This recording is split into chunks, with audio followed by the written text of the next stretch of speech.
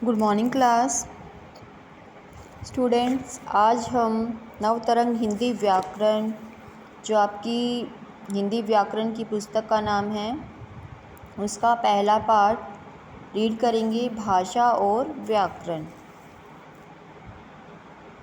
भाषा क्या होती है?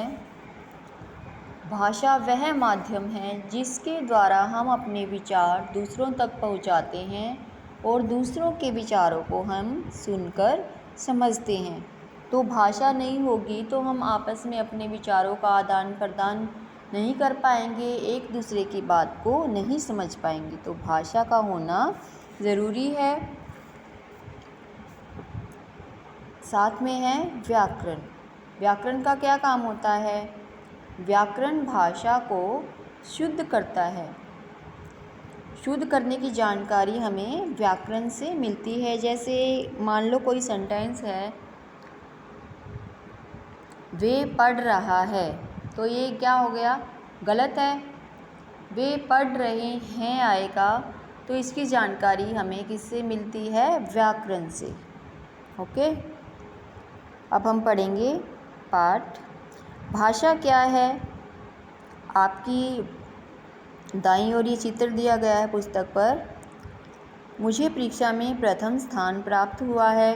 फिर दूसरी फ्रेंड बोलती है, अरे वाह, बधाई हो। यानी कि ये दोनों लड़कियां आपस में मौखिक भाषा में बात कर रही हैं।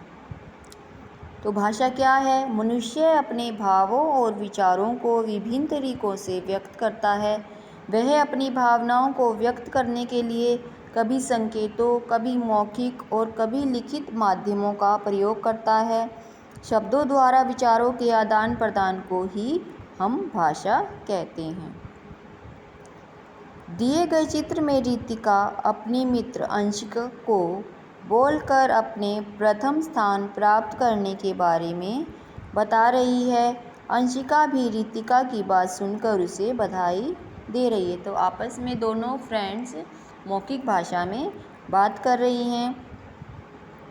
तो भाषा की क्या परिभाषा हुई? भाषा वह माध्यम है जिसके द्वारा हम अपने विचार दूसरों तक पहुंचाते हैं और दूसरों के विचारों को सुनकर समझते हैं।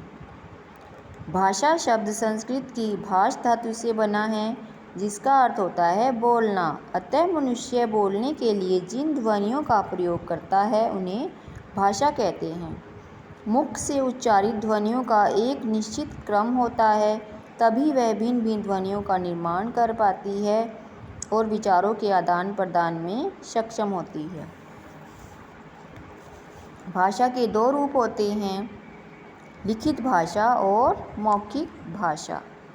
मौखिक भाषा होती है जब हम बोलकर अपने विचार दूसरों तक पहुंचाते हैं, और लिखित भाषा में हम लिख कर अपने विचार दूसरों तक पहुंचाते हैं। जैसे मैं अब बोल रही हूँ, मैं मौखिक भाषा का प्रयोग कर रही हूँ, लेकिन जो पुस्तक में लिखा हुआ है वो क्या है? लिखित भाषा में लिखा हुआ है। अब है मातृभाषा, राजभाषा और राष्ट्रभाषा, और है मानक भाषा। मैं आपको वैसे ही समझा देती हूँ। मातृभाषा कौन सी होती है? जब बच्चा छोटा होता है, जन्म लेता है, तो वो अपने परिवार में ही रहता है, अपने माँ बाप के पास, दादा दादी के पास। तो जो भाषा बच्चा परिवार के लोगों से सीखता है, अपने घर में रहकर सीखता है, उसको बोलते हैं मातृभाषा। जैसे किसी बच्चे की माँ गुजराती बोलती है, तो बच्चा भी अपनी माँ से सुनकर क्या सीख जाता है? गुजराती भाषा ही सीख जाता है, तो वही उसकी मातृभाषा बन जाती है। अब है राजभाषा। राजभाषा कौन सी होती है? जिसमें राज्य के काज, ऑफिस के जो सारे काम हैं उस भाषा में किए जाते हैं। राज्य के सारे जो काम हैं वो उस भाषा में किए जाते हैं। जैसे भारत की जो राजभाषा है वो हिंदी है। हिंदी को राजभाषा का दर्जा कब दिया गया था? 14 सितंबर 1949 को हिंदी को भारत की राजभाषा स्वीकार किया गया था। तो आपसे कोई पूछे कि हिंदी दिवस कब मनाया जाता है, तो आप बताओगे 14 सितंबर 1949। राष्ट्रभाषा। राष्ट्रभाषा कौन सी होती है? जिस भाषा का प्रयोग राष्ट्र के अधिकतर लोगों के द्वारा किया जाता है, मतलब ज़्यादातर लोग जिस भाषा का प्रयोग राष्ट्र में करते हैं वही राष्ट्रभाषा कहलाती है।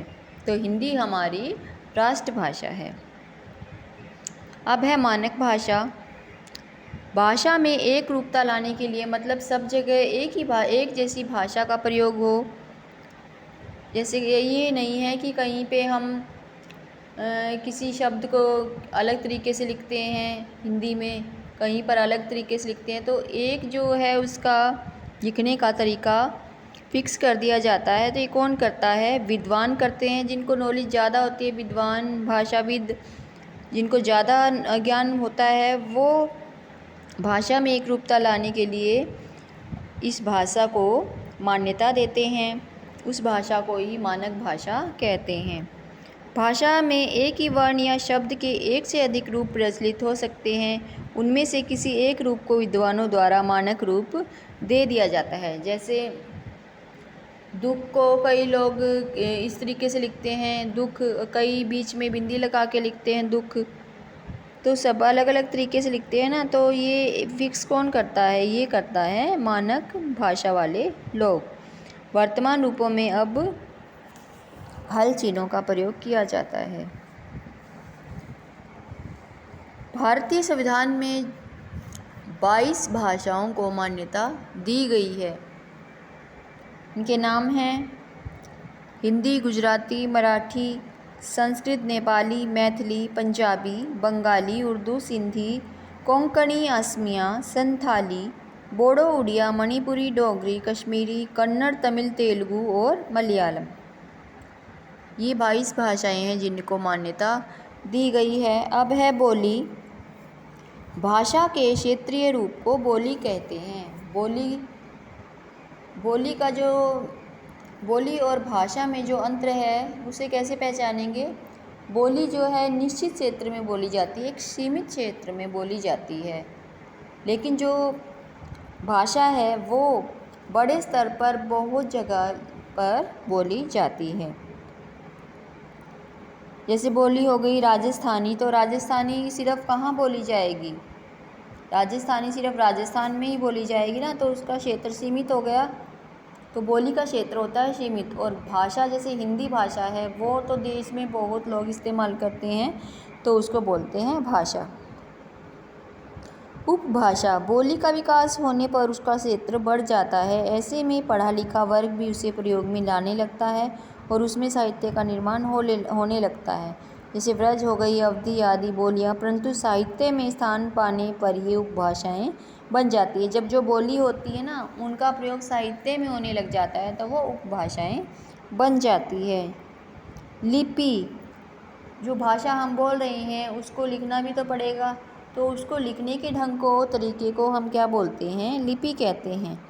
लिपि होता है भाषा लिखने का ढंग। हिंदी जो है देवनागरी लिपि में लिखी जाती है, संस्कृत भी देवनागरी लिपि में लिखी जाती है, उर्दू फारसी लिपि में लिखी जाती है और अंग्रेजी रोमन लिपि में लिखी जाती है। तो सब भाषाओं की लिपियाँ क्या हैं? अलग अलग हैं। अब है व्याकरण। व्याकरण का क्या काम है? व्याकरण हमें भाषा का शुद्ध ज्ञान प्रदान करता है कि भाषा हमें कैसे इस्तेमाल करनी है, पहले क्या आएगा, कर्ता आएगा, क्रम आएगा, क्रिया आएगी, ये सब हमें किससे पता चलता है? व्याकरण से ही पता चलता है। तो व्याकरण वह शास्त्र हुआ जिससे हमें किसी भाषा की शुद्ध जानकारी प्राप्त होती है। व्याकरण के 3 अंग होते हैं। व्याकरण के अंदर हम 3 अंगों पर बात करते हैं। कौन कौन से हैं वो? वर्ण विचार, शब्द विचार और वाक्य विचार।